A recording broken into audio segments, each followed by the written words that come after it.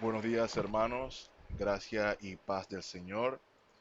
Este es el día que hizo el Señor. Nos gozaremos y nos alegraremos en Él. Espero que todos se encuentren bien. Eh, de parte de la familia Rose les extendemos un fuerte abrazo hasta la distancia. Quisiera pedirles, hermanos, que abran sus Biblias en el libro de Génesis, capítulo 39. Génesis capítulo 39, el cual dice de la siguiente manera: Llevado pues José a Egipto, Potifar, oficial de Faraón, capitán de la guardia, varón egipcio, lo compró de los ismaelitas que lo habían llevado allá. Mas Jehová estaba con José, y fue varón próspero, y estaba en la casa de su amo el egipcio. Y vio su amo que Jehová estaba con él, y que todo lo que él hacía, Jehová lo hacía prosperar en su mano. Así halló José gracia en sus ojos, y le servía, y él le hizo mayordomo de su casa, y entregó en su poder todo lo que tenía. Y aconteció que desde cuando le dio él encargo de su casa y de todo lo que tenía, Jehová bendijo la casa del egipcio a causa de José. Y la bendición de Jehová estaba sobre todo lo que tenía, así en casa como en el campo. Y dejó todo lo que tenía en mano de José, y con él no se preocupaba de cosa alguna, sino del pan que comía. Y era José de hermoso semblante y bella presencia. Aconteció después de esto, que la mujer de su amo puso sus ojos en José y dijo: duerme conmigo. Y él no quiso. Y dijo a la mujer de su amo: he aquí que mi señor no se preocupa conmigo de lo que hay en casa, y ha puesto en mi mano todo lo que tiene. No hay otro mayor que yo en esta casa, y ninguna cosa me ha reservado sino a ti, por cuanto tú eres su mujer. ¿Cómo pues haría yo este grande mal y pecaría contra Dios? Hablando ella a José cada día, y no escuchándola él para acostarse al lado de ella para estar con ella. Aconteció que entró él un día en casa para hacer su oficio, y no había nadie de los de casa allí. Y ella lo asió por su ropa, diciendo: duerme conmigo. Entonces él dejó su ropa en las manos de ella, y huyó y salió. Cuando vio ella que le había dejado su ropa en sus manos y había huido fuera, llamó a los de casa y les habló diciendo: mirad, nos ha traído un hebreo para que hiciese burla de nosotros. Vino él a mí para dormir conmigo, y yo di grandes voces. Y viendo que yo alzaba la voz y gritaba, dejó junto a mí su ropa y huyó y salió. Y ella puso junto a sí la ropa de José hasta que vino su señor a su casa. Entonces le habló ella las mismas palabras, diciendo: el siervo hebreo que nos trajiste vino a mí para deshonrarme. Y cuando yo alcé mi voz y grité, él dejó su ropa junto a mí y huyó fuera.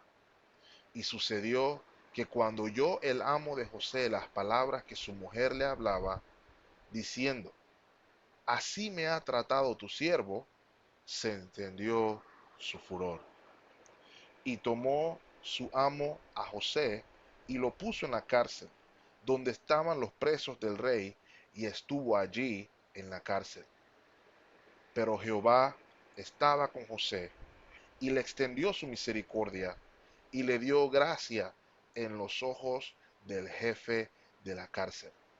Y el jefe de la cárcel entregó en mano de José el cuidado de todos los presos que había en aquella prisión. Todo lo que se hacía allí, él lo hacía. No necesitaba atender el jefe de la cárcel cosa alguna de las que estaban al cuidado de José, porque Jehová estaba con José y lo que él hacía, Jehová lo prosperaba. Esta es la palabra del Señor. Oremos. Padre eterno, Padre bueno, gracias te damos por tu bondad, gracias te damos por tu misericordia.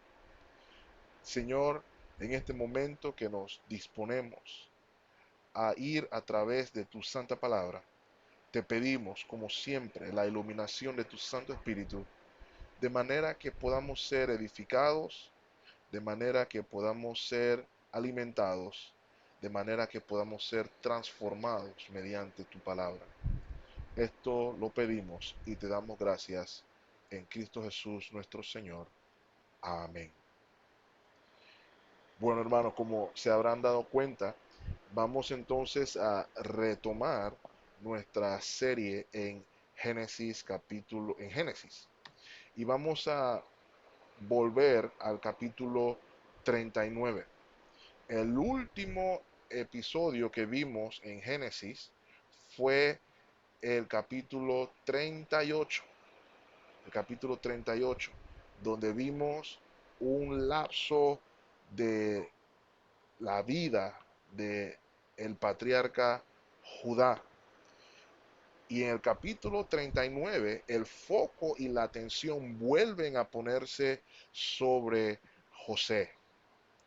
Y como mencionamos en aquella última ocasión, en el capítulo 38, vamos a poder contrastar la vida de Judá, una vida carente de fe, eh, por lo menos hasta que su pecado es expuesto luego de la situación con Tamar, la podremos contrastar entonces con la vida piadosa, opuesta, diríamos así, del traicionado y vendido a Egipto José. Y honestamente, hermanos, lo primero que llama la atención aquí es el contraste que hay entre la vida de Judá, por ejemplo, y la vida de José. Pudimos ver en el capítulo 38 que la vida eh, de Judá, él estaba en libertad física, sin embargo pudimos verlo preso o en esclavitud espiritual. Por el contrario, vamos a ver entonces a José preso físicamente, en esclavitud física, sin embargo lo vamos a ver espiritualmente libre por la fe. Hemos de recordar, hermanos, en este pasaje que Dios está cumpliendo sus soberanos propósitos. Y para Él cumplir sus soberanos propósitos en el plan de redención, Él utiliza a individuos. Algunos de ustedes recordarán, por ejemplo, lo vimos en Génesis capítulo 15, versículo 13. Dice así: entonces Jehová dijo a Abraham: ten por cierto que tu descendencia morará en tierra ajena y será esclava allí y será oprimida 400 años. Este relato de la familia de Jacob y ahora el relato de José en Egipto es como vemos a Dios cumplir providencialmente esta promesa a Abraham. Así es como Israel iba a llegar a Egipto. Y así lo entendió el salmista. Acompáñame al Salmo 105. Salmo 105. Y este es un salmo de alabanza a Dios por sus obras majestuosas, por sus maravillas. Pero quisiera que se enfocaran en lo que el salmista dice con el bien hecho de Dios a su pueblo Israel. Y vamos a enfocarnos en el verso 17, Salmo 105, verso 17. Y note la frase: envió un varón delante de ellos, a José, que fue vendido por siervo. 18. Afligieron sus pies con grillos, en cárcel fue puesta su persona, hasta la hora que se cumplió su palabra, el dicho de Jehová lo probó. Entonces, el salmista entiende que los propósitos divinos involucraban todos los eventos que se dieron en la vida de José. Y es lo que vamos a ver esta mañana con el favor de Dios. Hemos titulado el mensaje de hoy, Dios con José. Y hemos preparado 3 puntos. Dios con José en medio de lo que no entendía. El segundo punto, Dios con José en medio de la tentación y la prueba. Y tercer punto, Dios con nosotros en Cristo. Dios con nosotros en Cristo. Y hermanos, el hecho de que la mayoría conozca esta historia, el que nos sepamos este relato y cómo termina, puede hacernos pasar por alto una gran lección para nosotros. Y el énfasis de la lección está en la siguiente pregunta. ¿Cuál debe ser mi actitud ante lo que no comprendo, ante lo que no entiendo que Dios esté haciendo?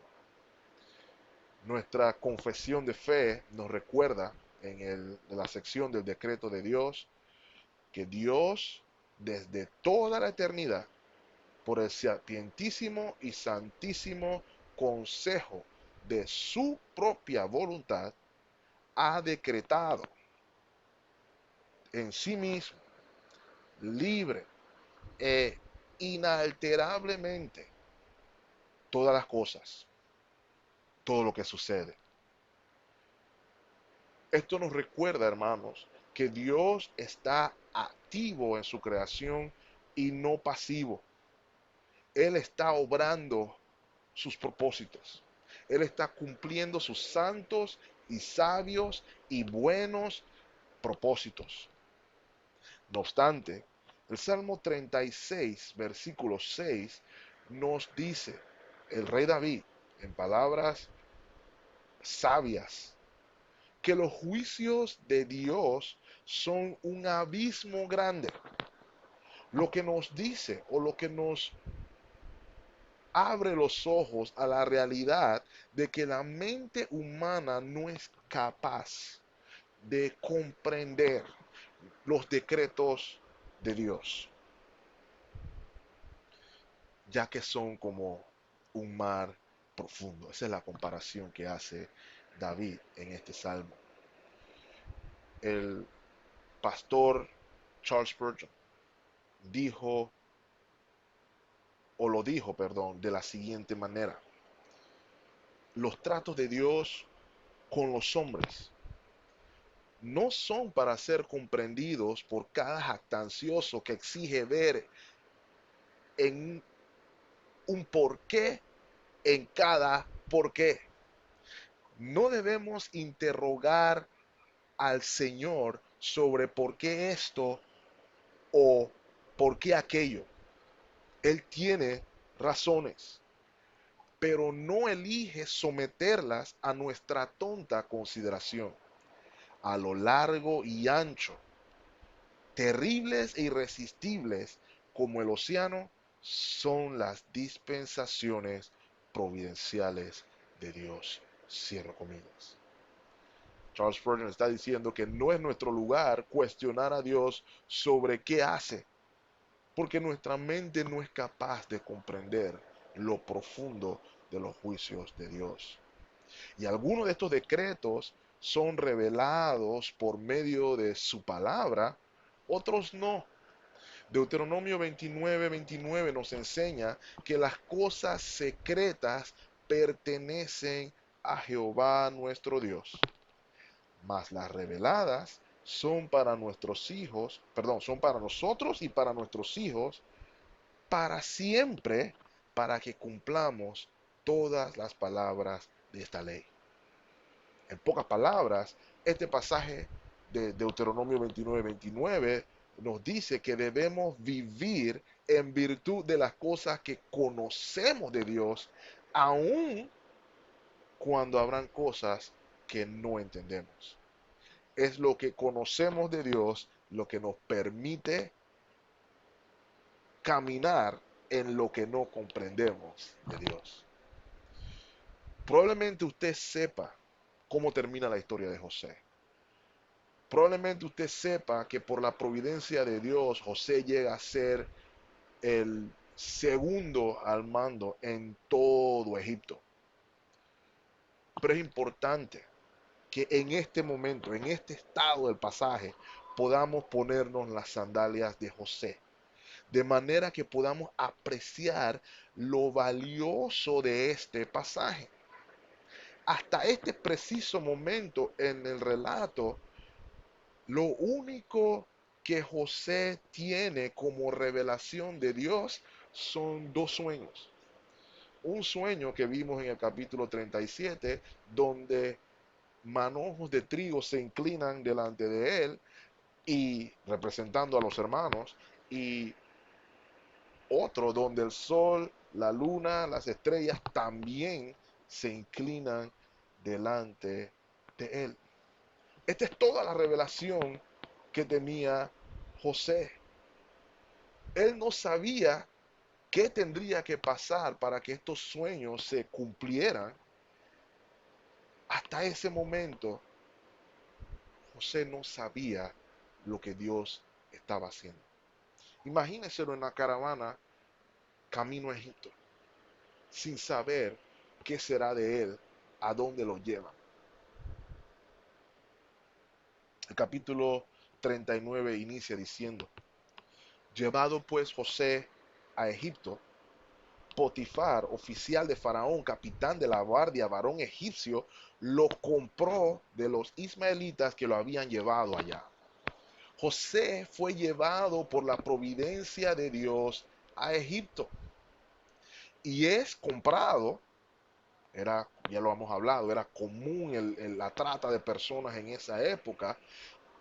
Es comprado por un oficial de Faraón, un alto funcionario de la corte del Faraón, un personaje de alto rango, muy cercano a Faraón. De hecho, era capitán de la guardia, era considerado como un guardaespaldas, y la frase utilizada inclusive nos habla de que era el encargado de las ejecuciones. Es allí donde llega José luego de ser vendido en esclavitud.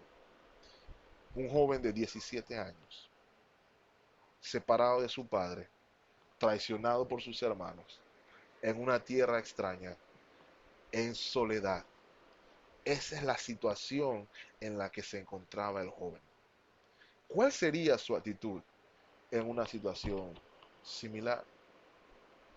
Inmediatamente Moisés nos va a permitir ver el meollo de este pasaje, nos va a permitir ver um, qué es lo que hace a José un personaje tan destacado. Note lo que dice el verso 2. Mas Jehová estaba con José, coma, y fue un varón próspero, y estaba en la casa de su amo el egipcio. Interesantemente se nos muestra aquí que en medio de esta situación de incertidumbre y confusión, Dios prosperó a José. Dios estaba con José. Inmediatamente, hermanos, eso debe cambiar todas nuestras circunstancias. Esa conjunción más nos indica que se va a matizar la declaración o la enunciado anterior. Mas Jehová estaba con José. Sí, la situación era complicada, la situación era difícil, la situación era precaria inclusive, mas Jehová estaba con José. Y como resultado de eso, fue un varón próspero y estaba en la casa de su amo el Egipto. Moisés aquí es claro en hacernos ver cuál es la razón por la cual José fue próspero. Y es porque Dios estaba con él. Note que en lugar de estar en el campo haciendo trabajos forzados, eh, de alta demanda física, él fue llevado directamente a la casa de su amo, lidiando más que nada con quehaceres o labores domésticas. Los versículos del 2 al 6 nos muestran el carácter de José, nos muestran qué tipo de persona era José y nos muestran lo que significa o cómo podemos entender el hecho de que Dios estuviera con él. Los versos del 2 al 6 nos describen a José como una persona piadosa, un creyente por la fe en Dios. Salmo 1:1, muy conocido por todos, nos dice: bienaventurado el varón que no anduvo en consejo de malos, ni estuvo en camino de pecadores, ni en silla de escarnecedores se ha sentado. Note lo que dice el verso 2, sino que en la ley de Jehová está su delicia, y en su ley medita de día y de noche. Versículo 3, será como árbol plantado junto a corriente de las aguas, que da su fruto en su tiempo y su hoja no cae. Y note lo último, y todo lo que hace prosperará. Y esta es la situación de José. Es claro de que por la fe José creyó en el Dios de Abraham, en el Dios de Isaac y en el Dios de su padre Jacob. Y que él no solamente vivió estas cosas en la comodidad de su casa, con la túnica de colores y con el amor de su padre, sino que estas cosas que creyó en ese momento, lo vivió en estas circunstancias que estaban fuera de su entendimiento, fuera de su comprensión. Dios fue el centro de la vida de José. Y si hay algo que debemos observar a lo largo de todo este pasaje, algo que salta a la vista, es que Dios es el centro o el enfoque de todo lo que hace José. No es de sorprender que Dios estuviera con él. ¿Cómo lo sé, hermanos? Note lo que sucede en el verso 3. Y vio su amo que Jehová estaba con él y que todo lo que él hacía, todo lo que hacía José, Jehová lo hacía prosperar en su mano. José trabajaba diligentemente en esta situación adversa y Dios favorecía su labor. Piénselo por un momento. Este joven está en una situación en la que cualquiera se sentiría absolutamente justificado a trabajar de mala gana, inclusive de mala fe, si me apura. Sin embargo, en la mente de José, aun cuando no comprendía lo que estaba sucediendo, en su mente estaba el agradar a Dios. Note, hermanos, Potifar, un pagano, adorador del sol y de otras deidades, pudo percibir que había algo diferente en él, en José, algo real, algo tangible. El versículo 4 nos dice que José halló gracia con Potifar. Proverbios capítulo 16, versículo 7 nos recuerdan que cuando los caminos del hombre son agradables a Jehová, aún a sus enemigos hace estar en paz con él. Aún a sus enemigos. Evidencia de que los caminos de José eran agradables a Jehová. Y dice el verso 4 también, que le servía a Potifar.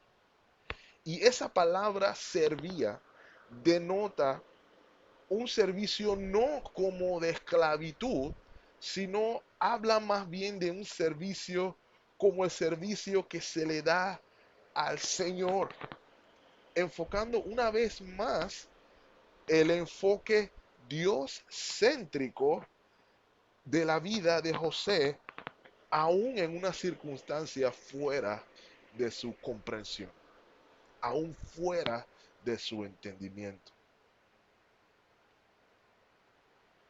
Y aquí podemos ver una de las primeras aplicaciones prácticas para nosotros, los creyentes del siglo XXI. Puede que usted no esté bajo esclavitud. Puede que usted no esté en una situación complicada eh, de seguridad personal. Sin embargo, puede que hoy usted se encuentre en un entorno laboral complicado, un trabajo que es difícil, un trabajo donde el liderazgo no es condescendiente con usted, y creo que la palabra no sería ni siquiera condescendiente, el liderazgo no es eh, sencillo, sino que es opresivo, pudiéramos decir. No hay excusa para ser irresponsable o inclusive poco eficiente o poco productivo. Todo lo contrario, todo lo contrario. El ejemplo de José nos muestra que debemos hacerlo todo como para el Señor, aun cuando no entendamos por qué el Señor nos tiene en una situación X o Y. X o Y. Una época, si me permiten hacer memoria, en la que se podía decir con seguridad, hey, fulano de tal es creyente. Por ende, sé que puedo confiar en que él va a hacer el trabajo con excelencia, bien. Ahora, inclusive se escucha a empleadores creyentes y no creyentes quejarse de aquellos que dicen ser creyentes por el tipo de trabajo que hacen al Señor. Vuelvo y repito, hermanos, piénsalo bien, este joven está fuera de su casa, en una región extraña, está en la condición de esclavo. Sin embargo, está sirviendo en esa condición, dando lo mejor de sí con estas personas, y lo hace porque está pensando en agradar a Dios. La diferencia entre José y el ejemplo de aquellos creyentes que no están cumpliendo con sus deberes en el ámbito laboral. Inclusive ahora que está la opción de teletrabajo desde casa, donde no hay supervisión de los jefes directos, hay algunas personas que están abusando de eso para no ser eficientes en el trabajo. Pero la diferencia entre ellos y José es que José lo hacía todo para la gloria de Dios. José vivía para agradar a Dios. Colosenses capítulo 3, versículo 23 nos dice, y todo lo que hagáis, note, todo, no algunas cosas, y todo lo que hagáis, hacedlo de corazón como para el Señor y no para los hombres. Todo. No, pero eso no está hablando de mi servicio laboral. Ok, Efesios capítulo 6, versículo 5, dice de la siguiente manera. Siervos, obedeced a vuestros amos terrenales, Efesios 6, 5, obedeced a vuestros amos terrenales con temor y temblor, con sencillez de vuestro corazón, como a Cristo, no sirviendo al ojo. Y al decir no sirviendo al ojo se refiere a no viendo las circunstancias como los que quieren agradar a los hombres, ¿ok? Lo que quiere decir es que algunas personas sirven en virtud de las circunstancias. Si me están tratando bien, si están haciendo lo que me gusta, entonces yo sirvo bien. Pero dice aquí, no sirviendo al ojo como los que quieren agradar a los hombres, sino como siervos de Cristo, de corazón, haciendo la voluntad de Dios. Y miren lo que dice el versículo 7, sirviendo de buena voluntad como al Señor y no a los hombres. Y si aún eso no se le parece al ejemplo de José, mire Tito capítulo 2. Tito capítulo 2, versículos 9 y 10. Pablo, en su carta pastoral, le dice a Tito, exhorta a los siervos que se sujeten a sus amos, que agraden en todo, coma, que no sean respondones, coma, versículo 10, no defraudando, coma, sino mostrándose fieles en todo. Y noten por qué, para que en todo adornen la doctrina de Dios, nuestro Salvador. O sea que el testimonio aquí de José adornó la doctrina de Dios. Y lo acabamos de leer. Potifar, un pagano, pudo ver que Dios estaba con José. De la misma manera, nosotros debemos recordar que así debe alumbrar nuestra luz delante de los hombres, de manera que glorifiquen a nuestro Padre que está en los cielos. Ciertamente es bueno testificar y evangelizar en el ambiente laboral. Sin embargo, hermanos, no hay mayor adorno que una vida que refleja con la fe los actos o la doctrina de Dios, nuestro Salvador. Y ese es el primer ejemplo práctico que podemos ver en la vida de José, al ver a Dios con él en medio de una circunstancia que él no conocía. Dios con él era la motivación para laborar, para servir a Potifar, aun cuando él no entendiera qué estaba sucediendo. Y hasta Potifar, hermanos y hermanas, se benefició de la obra de Dios a través de la situación de José. Note los versos 5 y 6, hermanos, 5 y 6. Aconteció que desde cuando le dio el encargo de su casa y de todo lo que tenía, Jehová bendijo la casa del egipcio a causa de José, y la bendición de Jehová estaba sobre todo lo que tenía, así en casa como en el campo, y dejó todo lo que tenía en manos de José, y con él no se preocupaba de cosa alguna, sino del pan que iba a comer. Al Potifar ver que Dios estaba con José, al ver que había algo diferente en este joven hebreo, y al ver que todo lo que hacía prosperaba, porque estaba obrando el favor de Dios en la vida de José, puso todo a cargo de él. Potifar pone a José a cargo de todo en su casa. Lo que nos va a mostrar, hermanos, dos cosas brevemente. Lo primero que nos va a recordar estos versículos 5 y 6 es un recordatorio de las bendiciones del pacto de Dios con Abraham. Si recuerdan en Génesis capítulo 12, versículos 2 y 3, Dios le dijo a Abraham que él sería bendición y que bendeciría a todo lo que le bendijeran y también maldeciría a todos, maldeciría a todo lo que le maldijeran.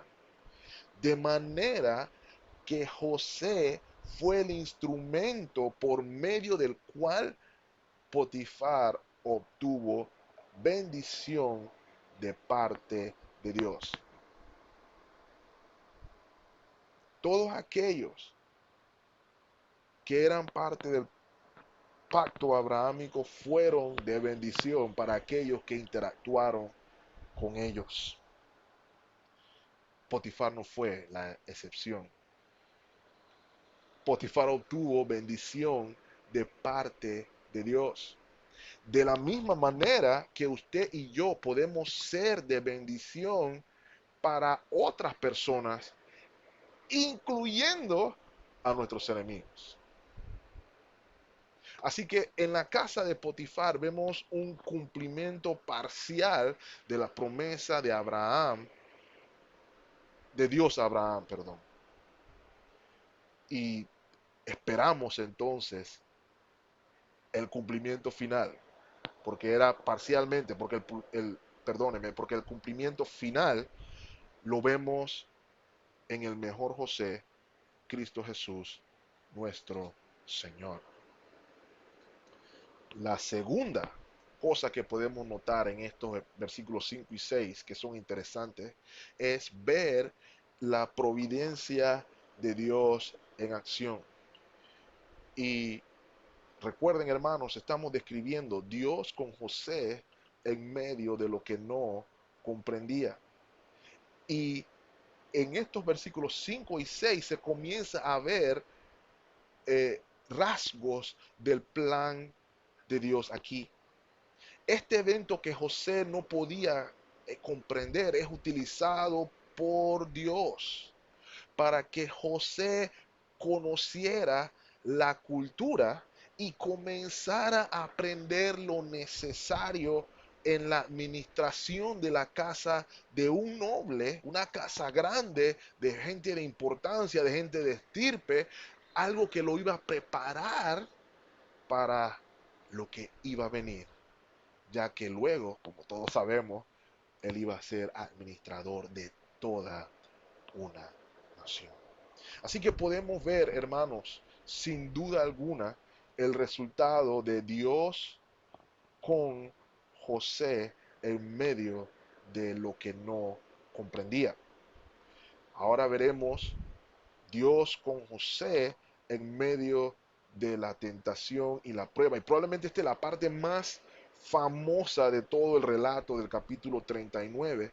Pero quiero enfatizar, hermanos, que la idea general está en ver que todo lo que sucede aquí en la vida de José es únicamente posible porque Dios está con José. El verso 6 concluye con una declaración que nos da el tono para el resto del relato. Recuerden, hermanos, que Moisés nos está mostrando aquí en este relato desde Génesis 37 el carácter de José en contraposición con el carácter de sus hermanos. Lo llevamos viendo, como mencioné, desde el capítulo 37. En el capítulo 38 somos testigos de Judá, por ejemplo, buscando gratificación sexual ilícita. Y ahora vamos a ver a José huir de gratificación sexual ilícita. La segunda parte del verso 6 nos dice de la siguiente manera: y era José de hermoso semblante y bella presencia. Y se entiende que para este periodo de tiempo José probablemente tenía alrededor de 27 años. Estaba como, diríamos, en el prime de su juventud, en la flor de su juventud. Y se nos dice en este pasaje que era de hermoso semblante. Hay tres hombres en las escrituras de los cuales se habla en este tono o de esta manera. José uno, David el siguiente y finalmente Absalón, describiéndonos un joven muy guapo. Y aquí el carácter de José iba a ser probado, dándonos también a nosotros los creyentes un ejemplo de manual, un ejemplo de libro de cómo luchar contra la tentación y el pecado. Versículo 7. Aconteció después de esto que la mujer de su amo puso sus ojos en José y dijo: duerme conmigo. Hermanos, una cosa que debemos estar todos claros: si hay un enemigo que tiene el creyente, que no descansa, es el pecado. Hay una lucha constante a muerte hasta el final de nuestras vidas. Tendremos esa lucha con el pecado.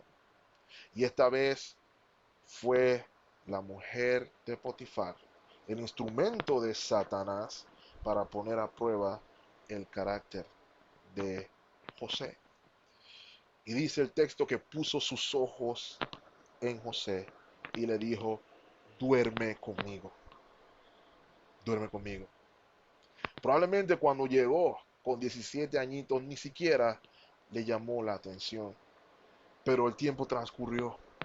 Ese joven hebreo que llegó con inseguridades, con dudas, fue prosperado porque Dios estaba con él. Creció a ser un hombre guapo, creció a ser un hombre que llama la atención. Y eso fue lo que sucedió. Y ella le dice: duerme conmigo. Y hermanos, la literatura egipcia, perdón, la literatura egipcia nos muestra que esta actitud de la esposa de Potifar no era extraña. La literatura egipcia revela que era común que las mujeres de Egipto fueran eh, dadas al alcohol y a los excesos, a la borrachera, inclusive a la promiscuidad sexual.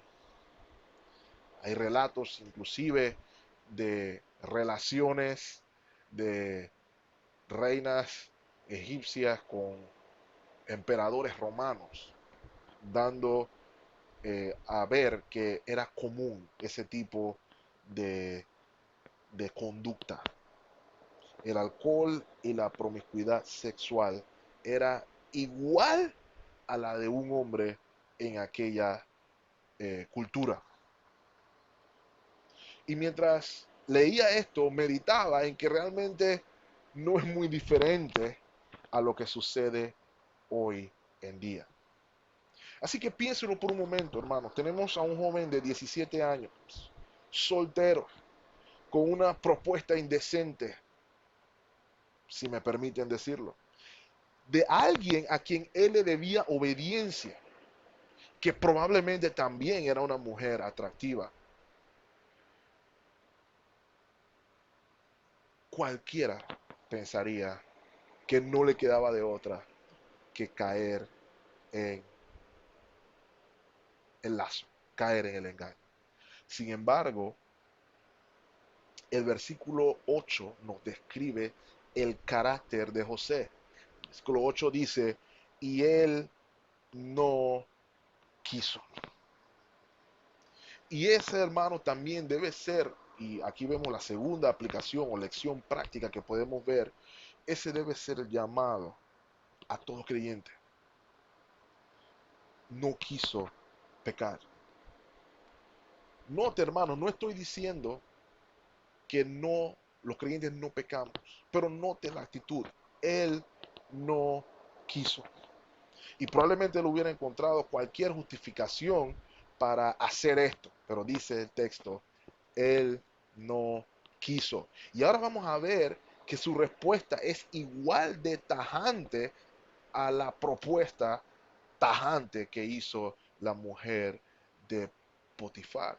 Sin embargo, yo quisiera llamar la atención a la razón por la cual José no quiso. Note cómo continúa el versículo 8 y versículo 9. Y dijo a la mujer de su amo, he aquí mi señor no se preocupa conmigo de lo que hay en casa, y ha puesto en mi mano todo lo que tiene. Versículo 9. No hay otro mayor que yo en esta casa, y ninguna cosa me ha reservado sino a ti, por cuanto tú eres su mujer. ¿Cómo pues haría yo este grande mal y pecaría contra Dios? Y la tercera lección o aplicación a nuestro cristianismo hoy es de que nuestra ética moral debe estar ligada a nuestra fe. Nuestra ética moral debe estar ligada a nuestra fe. Si no, es insuficiente. Note, hermanos, que primero en su respuesta, José menciona que Potifar fue bueno con él, que no le había prohibido nada, que lo había tratado de lo mejor. Y probablemente para muchas personas esa es una buena razón para no haber caído en ese pecado. Para muchos lo era. Pero quisiera que se imagine por un momento qué pasaría si el escenario fuera el contrario. ¿Qué pasaría si en lugar de Potifar haber sido bueno con José, hubiera sido malo, déspota con José? ¿Pudiéramos decir entonces que tendría justificación para hacerlo? Para muchos, sí. Para muchos, sí. Fue el considerado padre de la psicología, el filósofo alemán Nietzsche, que por cierto era ateo y no creía en Dios, pero que sin embargo reconoció en una declaración que si matamos a Dios, esa fue su declaración, estar de acuerdo en que hay que matar el concepto de Dios, obviamente, algo que no se puede, pero su declaración es de que si matamos a Dios, debemos reconocer que también se van a morir todos los absolutos. No habrían entonces verdades absolutas, sino verdades relativas, dando origen a lo que hoy conocemos como el posmodernismo. Y en resumidas cuentas, el posmodernismo es de que no hay nada cierto ni absoluto, contrario al modernismo que buscaba sostener que lo que es comprobable es cierto, básicamente. Pero el posmodernismo sostiene que no hay nada absoluto, ¿ok? Algo es cierto o no en relación a cómo me hace sentir o en virtud a los sentimientos de dicho individuo. Inclusive por ahí hay un doctor, también ateo, del patio nuestro aquí, quien vemos en la televisión casi todas las semanas, en las conferencias de prensa, que escribió un artículo instando o repitiendo lo mismo que Nietzsche, de que hay que matar a Dios, o el concepto de Dios, pudiéramos decirlo así. Sin embargo, hermanos y hermanas, si no hay absolutos, si no hay conceptos claros de qué está bien y qué está mal, realmente entonces no hay nada bueno ni nada malo, porque va a depender del punto de vista o de los sentimientos del individuo. Sin embargo, la palabra de Dios nos habla de otra manera. La palabra de Dios es absoluta. La palabra de Dios es verdad.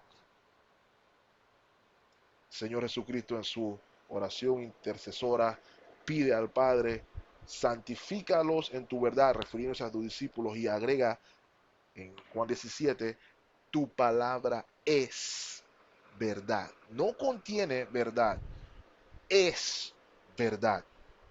También se nos revela en las Escrituras que el cielo y la tierra pasarán, pero esa palabra absoluta no pasará.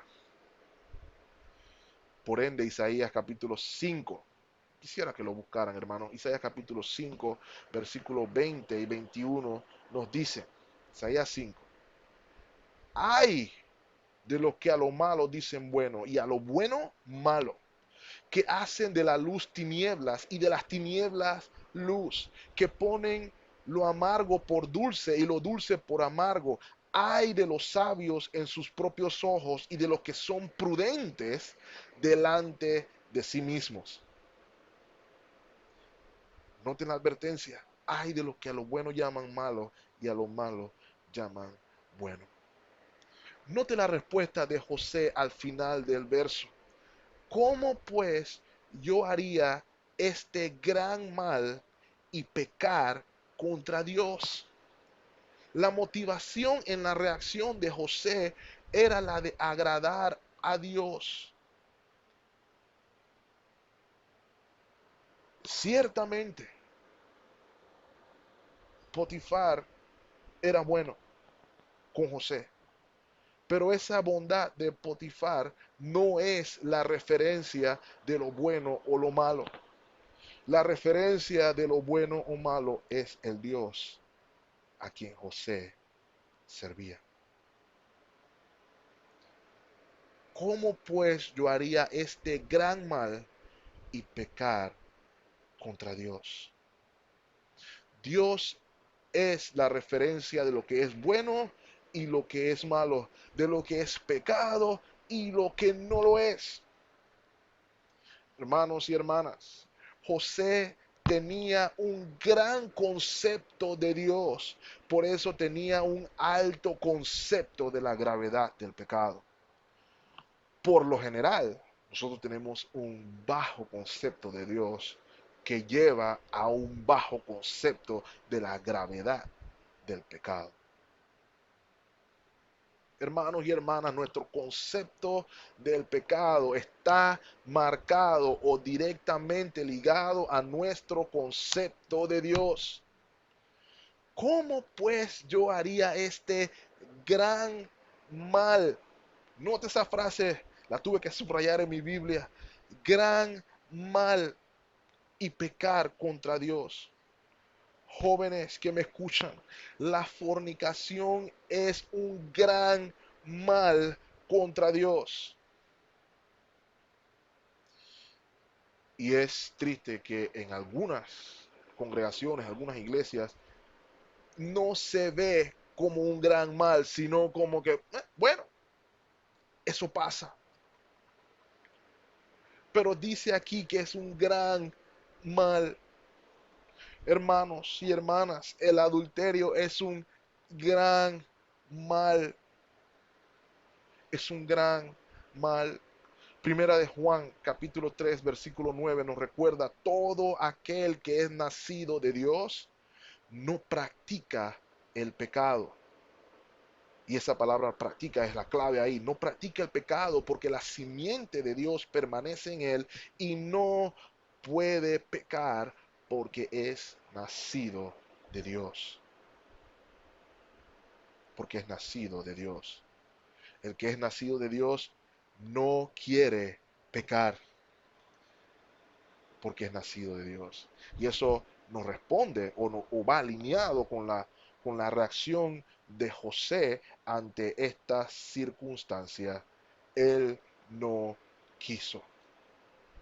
Hermanos y hermanas, no debemos olvidar, la Biblia enseña que Dios aborrece el pecado y sí, también aborrece a los que hacen iniquidad. Eso de que Dios aborrece el pecado, pero ama al pecador, no es un concepto bíblico. Salmo 5:5, por ejemplo, nos dice, los insensatos no estarán delante de tus ojos. ¿Aborreces a algunos? No, aborreces a todos los que hacen iniquidad. Oh, mi hermano, no puedo evitar recordar que probablemente en nuestro tiempo de juventud no se hizo tanto énfasis en la gravedad del pecado de la fornicación, por ejemplo. Pero este ejemplo, este relato de José nos recuerda que el pecar contra Dios es algo que debemos aborrecer, es algo que debemos detestar. Proverbios capítulo 4, hay una exhortación importante que trato de hacerle a mis hijos también cuando estamos teniendo nuestro tiempo en familia. Y Proverbios 4 es una advertencia contra la impureza y se describe a la mujer eh, engañosa. Sin embargo, este pasaje es aplicable al pecado en general. Esa mujer engañosa pudiéramos reemplazarla inclusive por la palabra pecado. Y note lo que dice el versículo 4. Y no me malinterprete, hermano, no estoy diciendo que no aplicaría al concepto de la mujer engañosa, solamente estoy añadiendo de que el pecado encaja también en esta descripción.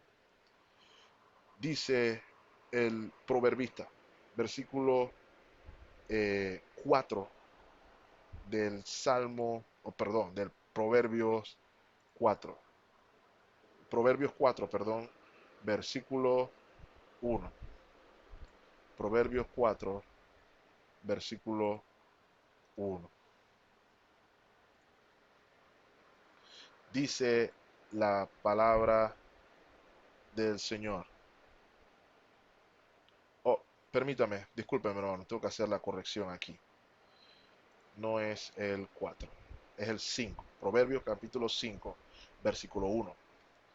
Hijo mío, de la palabra de Salomón, está atento a mi sabiduría y a mi inteligencia inclina tu oído para que guardes consejo y tus labios conserven la ciencia. Noten el verso 3.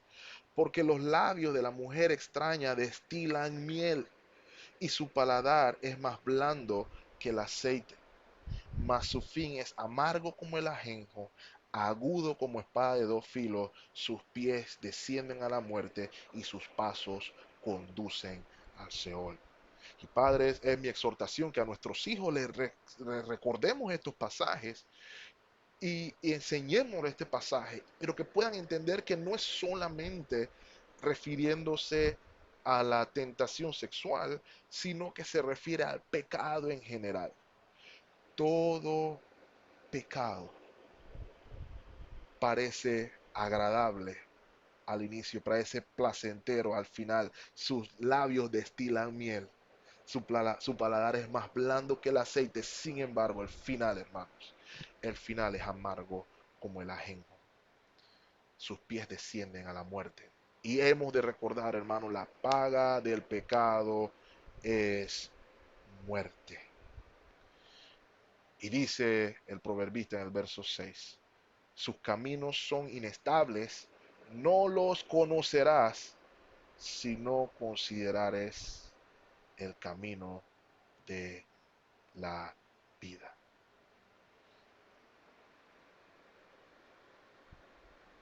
Y note lo que dice nuestro texto en el verso 10.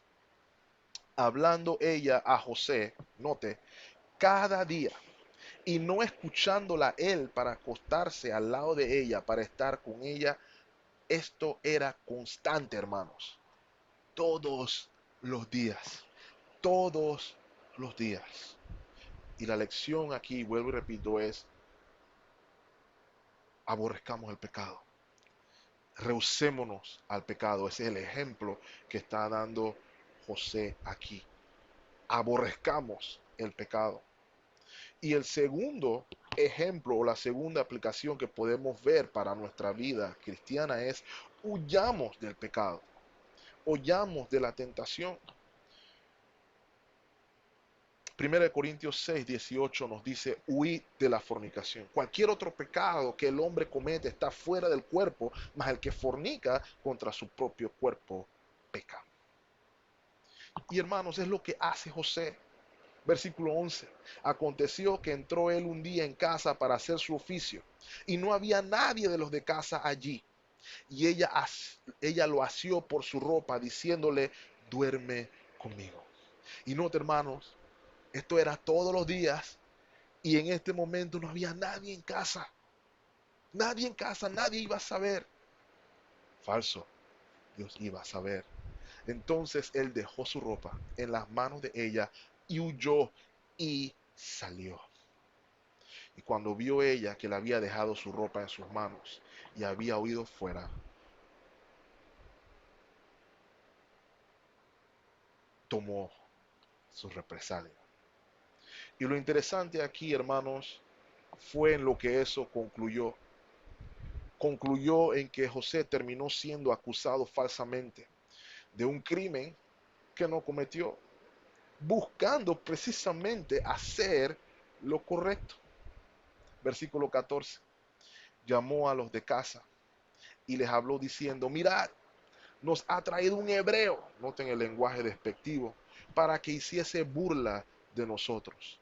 Y vino él a mí para dormir conmigo, y yo di grandes voces. Y viendo que yo alzaba la voz y gritaba, dejó junto a mí su ropa y huyó y salió.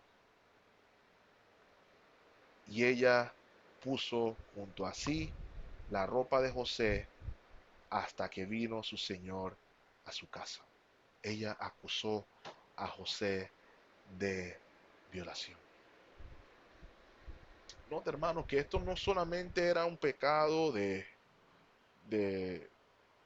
sensualidad o de pasión desenfrenada, sino que había un orgullo detrás también de esta señora. Al decir, ok, ¿cómo se te ocurre rechazar todo esto? Esto no se va a quedar así. Eso es en términos generales lo que ella está diciendo. Y acusa a José de violación. Versículo 19.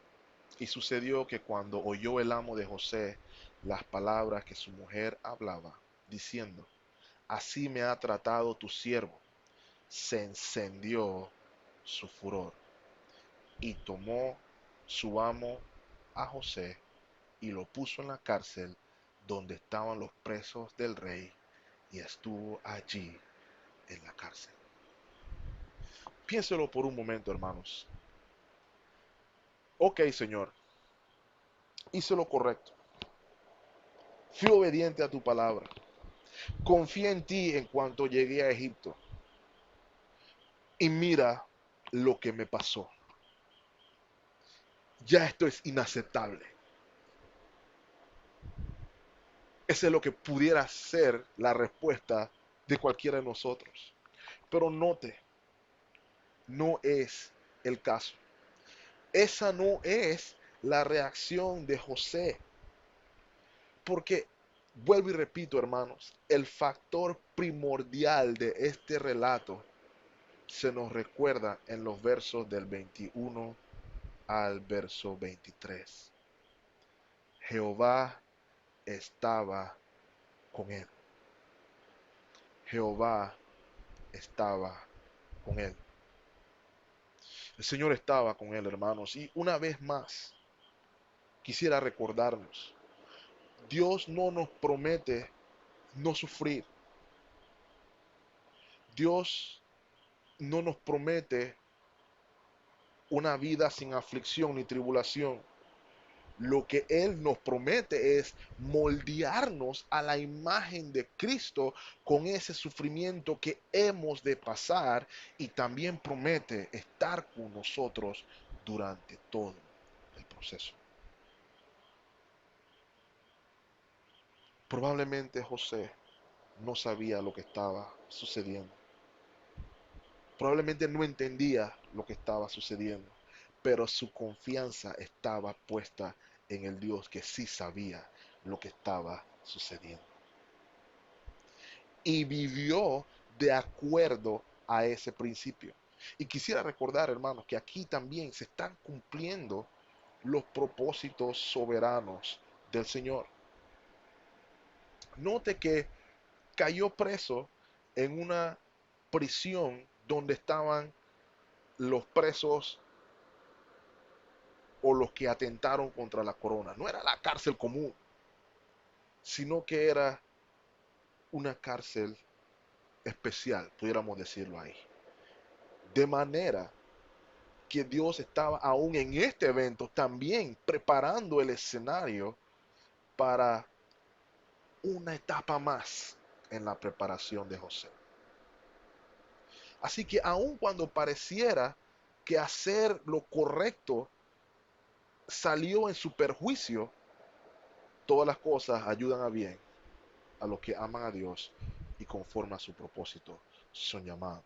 De manera que aun cuando entendemos o no entendemos lo que Dios está obrando, aun cuando no entendemos por qué estamos siendo probados, debemos actuar de la misma manera que José, en confianza del Dios que está en control de todas las circunstancias. Dios estaba con José. José no entendía probablemente lo que estaba sucediendo, pero entendía que Dios estaba con José. De la misma manera que usted y yo podamos encontrarnos en circunstancias que no entendamos qué es lo que Dios en su profunda providencia está haciendo, pero hemos de recordar, si nuestra fe ha sido genuina en Él, que Dios está con nosotros. Y si Dios está con nosotros, dice Romanos capítulo 8, ¿qué nos separará del amor de Cristo? Romanos capítulo 8, versículo 35 nos dice, tribulación o angustia o persecución o hambre o desnudez o peligro o espada. Más adelante en el verso 38 se nos dice, por lo cual estoy seguro que ni la muerte, ni la vida, ni los ángeles, ni los principados, ni potestades, ni lo presente, ni lo porvenir, ni lo alto, ni lo profundo, ni ninguna otra cosa creada nos podrá separar del amor de Dios que es en Cristo Jesús, Señor nuestro. Dios con nosotros en medio de las pruebas, en medio de las tentaciones, es la garantía de que podemos sobrellevar lo que venga, porque Dios está con nosotros. Al precio que sea, porque Dios está con nosotros. Salmo 23 nos recuerda, ¿verdad? Aunque ande en valle de sombra de muerte, no temeré mal alguno. ¿Por qué? Porque soy valiente, porque soy fuerte. No, porque tú estarás conmigo. He ahí la diferencia, he ahí el cambio. Así que hermanos, hemos podido ver Dios con José en medio de lo que no se comprende. Hemos visto a Dios con José en medio de la tentación y la prueba.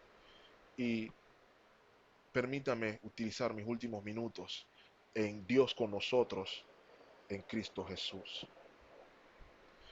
Versículo 21, 22 y 23 de nuestro texto nos dicen: pero Jehová estaba con José y extendió su misericordia y le dio gracia en los ojos del jefe de la cárcel. ¿Le suena familiar? Y el jefe de la cárcel entregó en mano de José el cuidado de todos los presos que había en aquella prisión. Todo lo que se hacía allí, él lo hacía. No necesitaba atender el jefe de la cárcel cosa alguna de las que estaban al cuidado de José, porque, de nuevo se repite, porque Jehová estaba con José y lo que él hacía, Jehová lo prosperaba. ¿Le suena familiar? Exactamente lo mismo que sucedió con Potifar. Nuestras circunstancias no definen o no deben definir nuestra actitud. Es con quién estamos que define nuestra actitud. Y quisiera concluir en que, como mencioné, Dios con nosotros en Cristo Jesús. Y mencioné de que ciertamente se pueden ver ejemplos prácticos para nosotros hoy. Pero lo más importante es que podamos ver qué nos enseña José de nuestro Salvador Jesucristo, del Evangelio. La vida de José es un recordatorio completo de la obra de Cristo. Un hijo amado, enviado por su padre a velar por sus hermanos. Lo vimos en Génesis 37. En este capítulo 39 vemos que ese hijo amado, enviado por su padre, fue hecho siervo. Fue hecho siervo. Mateo 20:28 dice que el Hijo del Hombre no vino para ser servido, sino para servir y para dar su vida en rescate por muchos. Vimos que José halló gracia ante los ojos de Potifar, y la escritura nos enseña en Lucas capítulo 2 que Jesús creció en gracia, en sabiduría, en estatura para con Dios y con los hombres. José fue probado, su carácter fue probado en medio de la tentación. Nuestro Salvador también fue probado en tentación. Y en virtud de su prueba, Él se hizo el mediador perfecto porque conoce nuestras debilidades.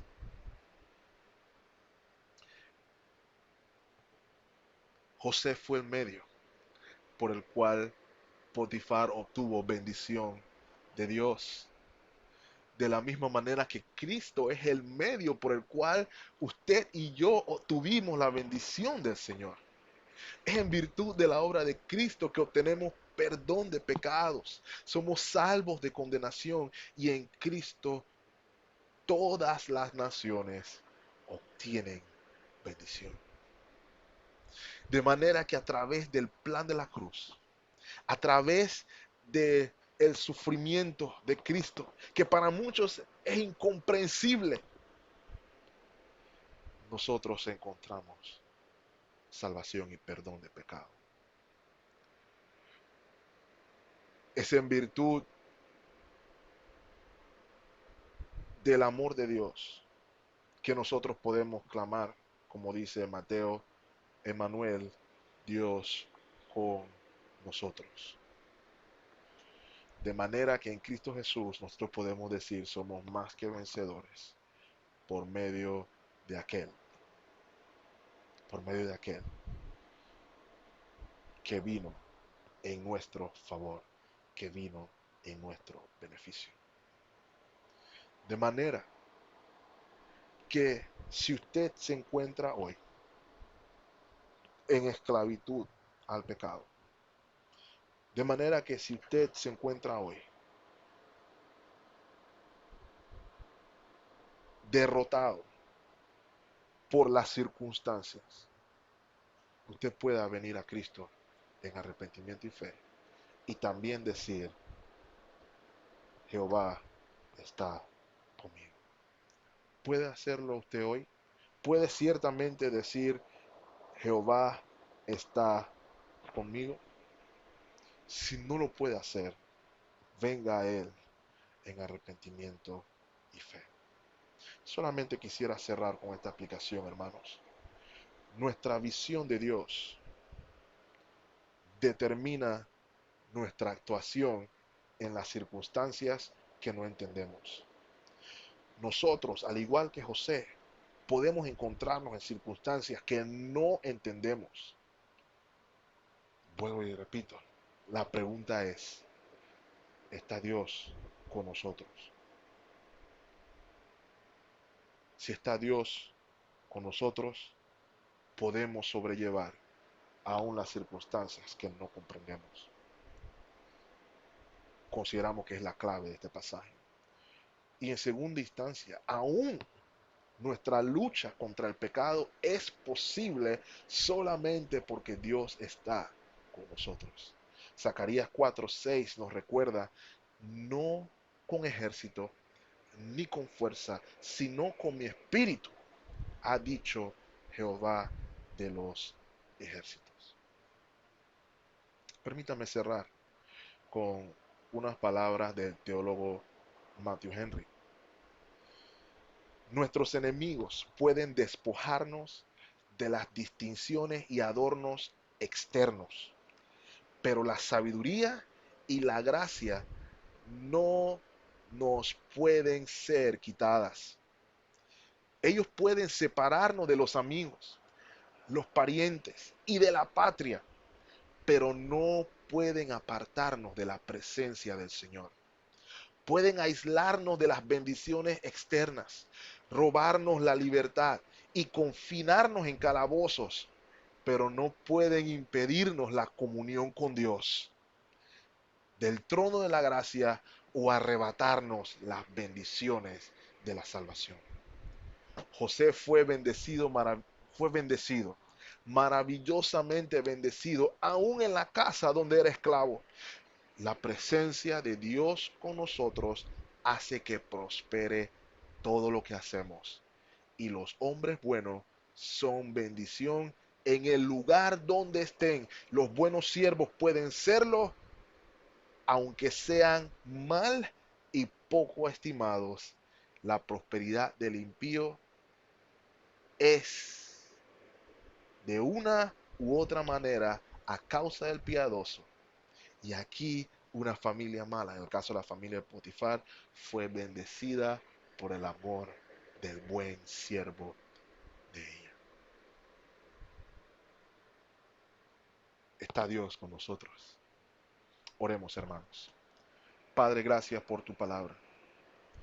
Te agradecemos, Señor, porque podemos decir, Emmanuel, Dios con nosotros.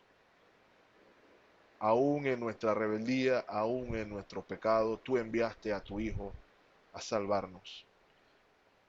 De manera que podemos tener comunión contigo y ser partícipe de la promesa del pacto.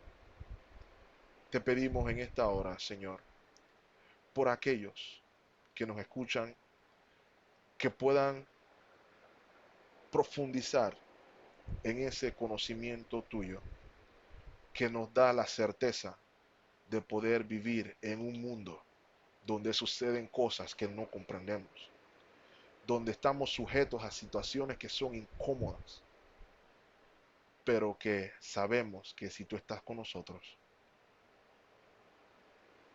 no hemos de temer. Te pedimos por aquellos que no tienen esa seguridad, Señor, que tú puedas hacerte manifiesto por medio del mensaje del Evangelio y que ellos puedan venir a ti en arrepentimiento y fe, de manera que en virtud de la bendición de Cristo puedan también decir, Jehová está conmigo. Esa era la bendición del pacto, esa era la bendición de la promesa. No hay nada mejor que tu presencia con tu pueblo. Ayúdanos a entenderlo, ayúdanos a vivirlo, Señor. Y es en esta época de coronavirus donde hemos podido recordar, Padre, que aún en la carencia eh, material, aún en la falta de lujos, en la falta de privilegios, aún el no poder salir, el hecho de que tú estés con nosotros nos da la tranquilidad de que aún cuando tengamos carencia, lo tenemos todo. Solamente en Cristo. Bendice a tu iglesia. En Cristo Jesús lo pedimos. Amén. Dios lo bendiga a todos, hermanos. Los amo en el Señor. Dios me los guarde. Dios me los bendiga hasta que nos volvamos a encontrar.